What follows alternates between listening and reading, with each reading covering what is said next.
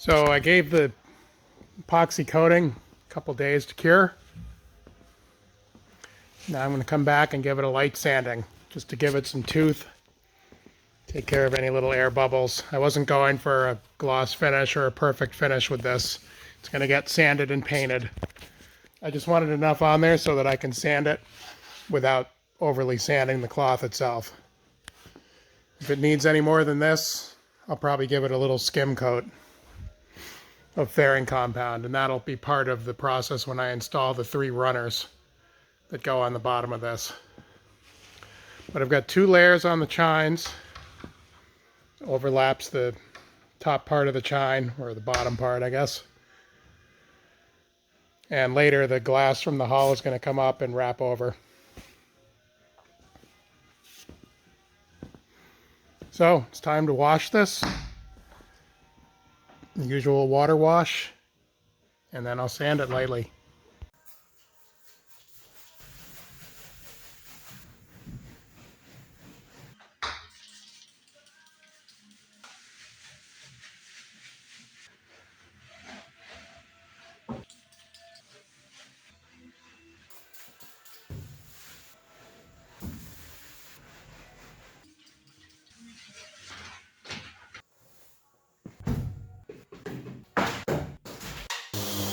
I sanded the bottom with 120 grit paper on a 6-inch finishing sander, orbital finishing sander. And this keeps it nice and flat. And that was what I needed to scuff this up and remove the gloss and make it basically smooth. Took off any material that extended down below the chine rails. Afterwards, I vacuumed up and solvent washed. And that brings us to where we are now, which is a well sanded, smooth finish. 1 layer of 6-ounce cloth with 1 fill coat of epoxy over the top. It's smooth, basically flat. The weave is filled, so I didn't sand the cloth at all. This is just the bottom. It's gonna get painted with bottom paint.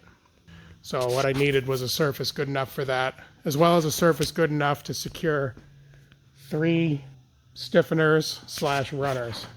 There's 3 of them, one on the center line that runs full length, except it ends right about here so that it doesn't interfere with flow to the engine. And then there's 1 on each side, somewhere between center line and the chine. These will add stiffness and will also help protect it when you run it up on a trailer or a shoreline or what have you, boat lift. I used this scrap of 1x4 with a center line marked on it to go along and put some outside marks every so often.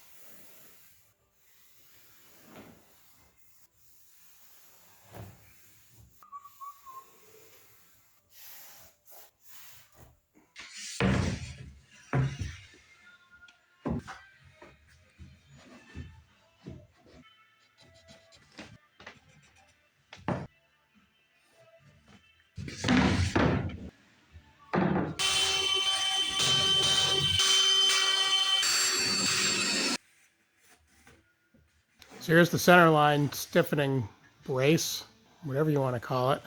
Put a little taper on the forward end, ended it just shy of the stem itself, and a little angle on there.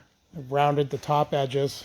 This is dry fit. I've got screws every so often, no more than necessary.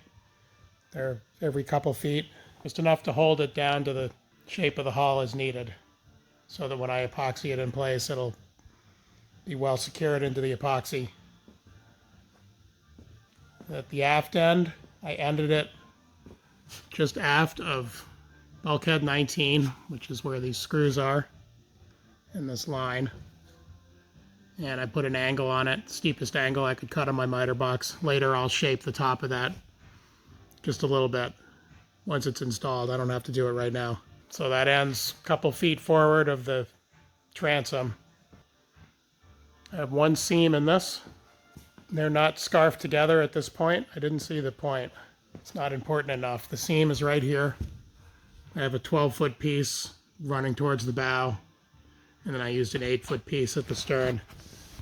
And I cut a 45-degree angle there, so the after piece kind of gets snuggled in there underneath the forward piece, and 2 screws to secure that right at the seam. So that'll get filled with lots of epoxy during installation, and that holds it just fine. There's no need for a fancy scarf joint there, and this is going to be glassed over later. So to install this, I'll remove all the screws, pull it out, clean up, epoxy coat the bottom of the board, and some adhesive on the hull, and screw it back in place and clean up the excess. I will fillet it at another time rather than trying to do it now, and then I can put the tabbing over it while the fillet is green. Thinking in process. But that looks pretty good. We'll get that one installed before I move on to the other ones.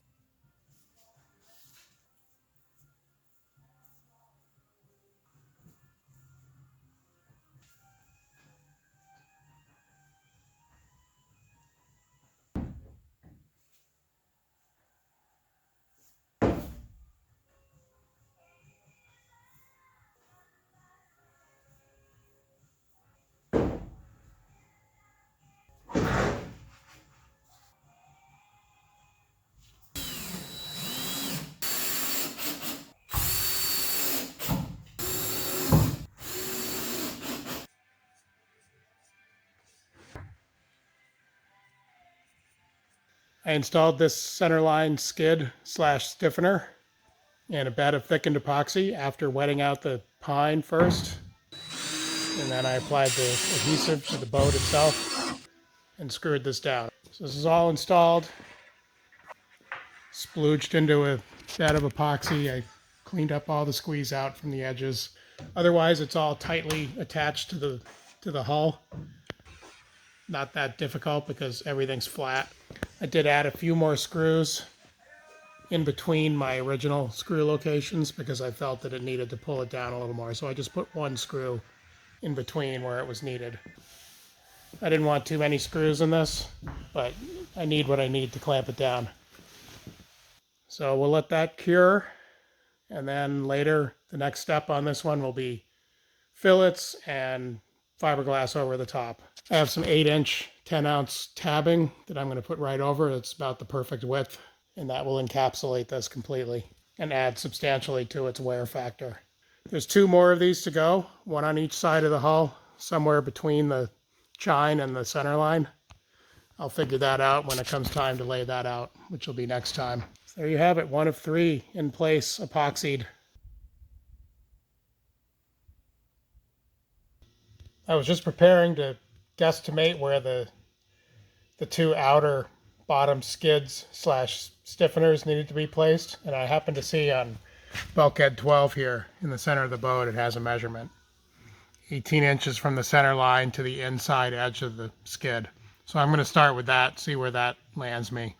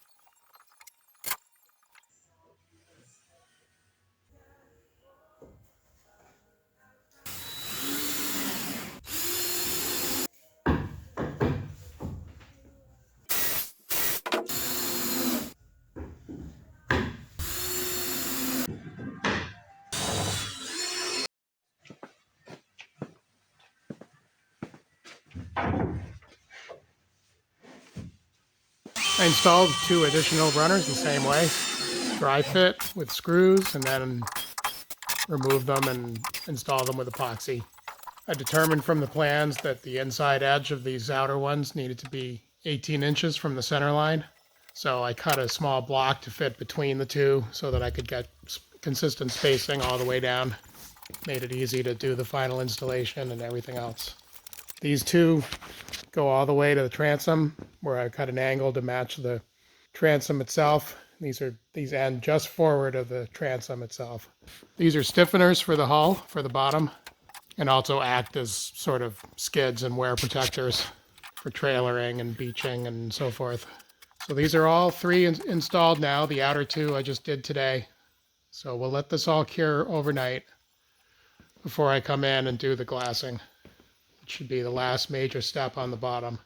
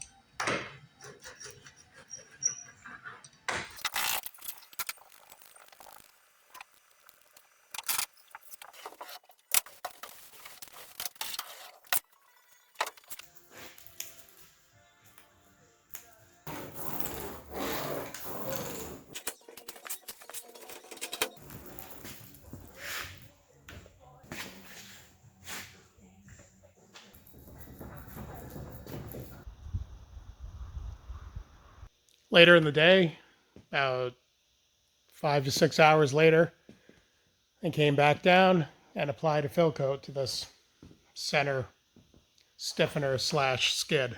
Roller and a brush, tipped off as needed. Does the job.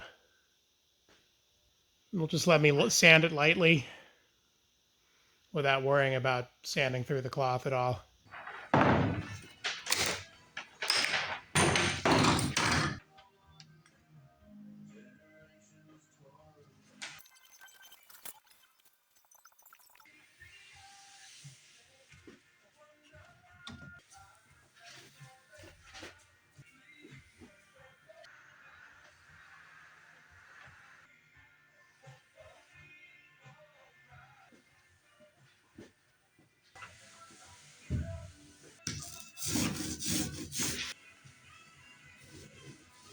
I encapsulated the 3 bottom skids slash stiffeners with 1 layer of 10-ounce cloth. It's 8-inch wide tabbing that fit pretty well. It's the right overlap. Nothing fancy, just some cloth over the top to fully encapsulate this wood and protect it. It's just a way to cover up the stiffeners. It's not a required thing. I did it because I thought they'd be better off this way. I'm not going to show a lot of this because it's just repetitive processes that we've done before. But anyway, the 3 runners slash stiffeners slash, what's the other word we like? Skids. Can never remember. Anyway, these 3 pieces of wood stuck to the bottom of the boat are now glassed in place, ready for some minor finer fairing. So at this point, late in the afternoon, I've got the fill coat applied to the outer 2 skids. Center one was done the day before. So I'll let this cure for a while. And then I can come back and lightly sand and do some minor fairing to ease the tabbing edges into the rest of the hull. And I'll do that on the edge here of the chine, as well as around all 3 of these bottom skids. Just a little, trowel width to smooth that transition between the various tabbing. Fill coat was quick, doesn't take long at all. Waited about 4 hours between.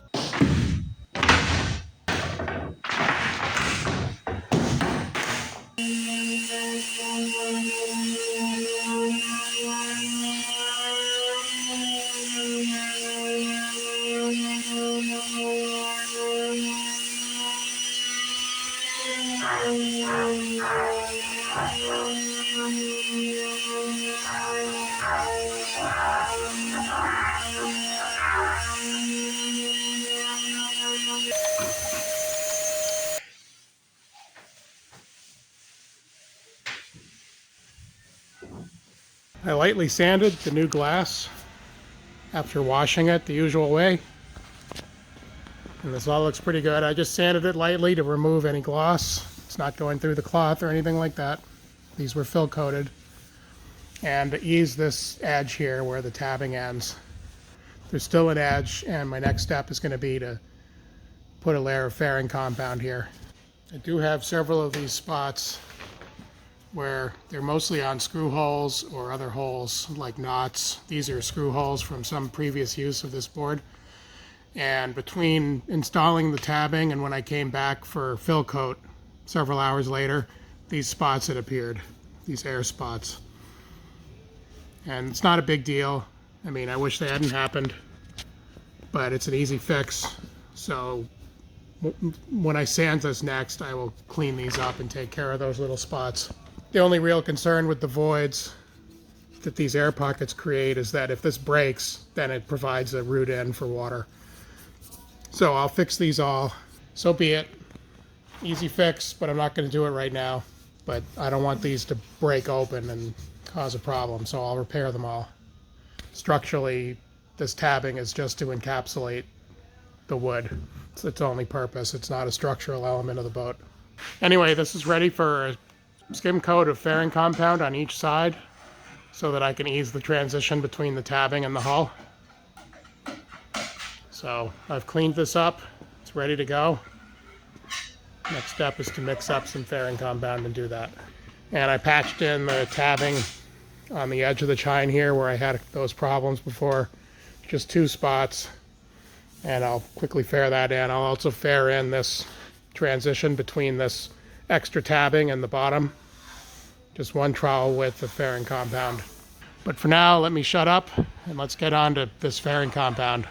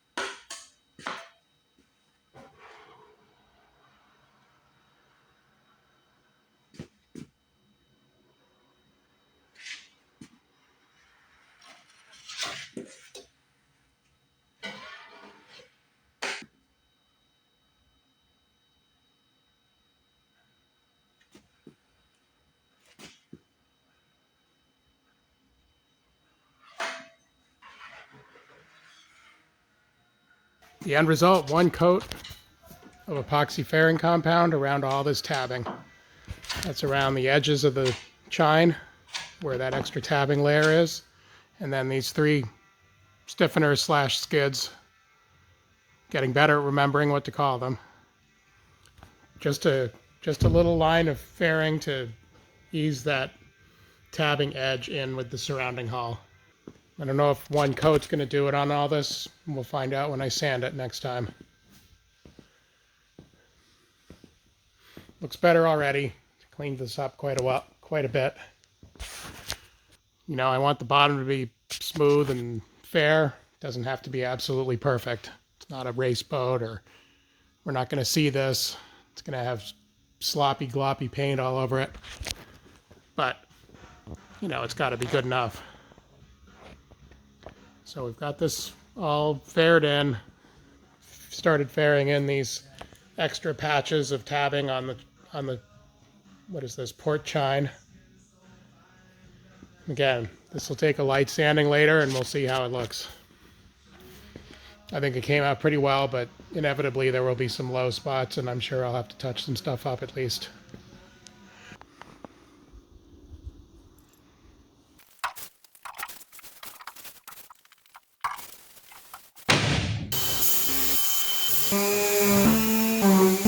A little light, but time-consuming sanding later.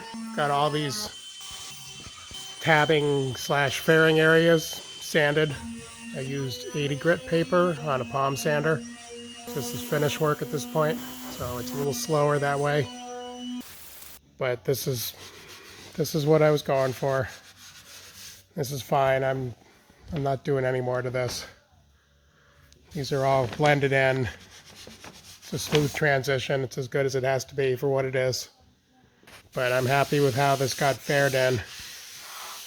Up here at where the chine and the stiffener kind of come together, I faired across the whole gap. And this is all just perfectly okay. You can't feel any edge between the tabbing anymore, so that's what I was going for. So I'm happy with that, because who wants to do more of that than you have to.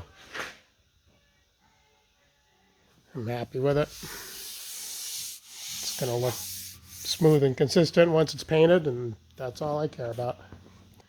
I also ground out a dozen or maybe more than that of these screw holes where there was air underneath, bubbled up the fiberglass in between laying the glass and coming back for the fill coat. So I wasn't here to observe it. What I think happened is I filled all these when I did the fillets, and then I put the glass right over, and I think when I rolled unthickened epoxy over this before I put the glass on, I think it pulled a little bit of the, because I can feel it here, it pulled a little bit of the compound out of these holes so they weren't flush and smooth. Maybe, I don't know, it's just a theory, doesn't matter. It happened. Basically all screw holes except one spot on a corner that I had to clean up. Right there, actually. So I'm going to patch those in with some little pieces of fiberglass, and those will get sanded and, if needed, faired from there. Oh no, there's the big spot I was talking about. So let's get on and patch up those ground out screw holes. So I patched in all these screw hole flubs. I didn't do it on camera.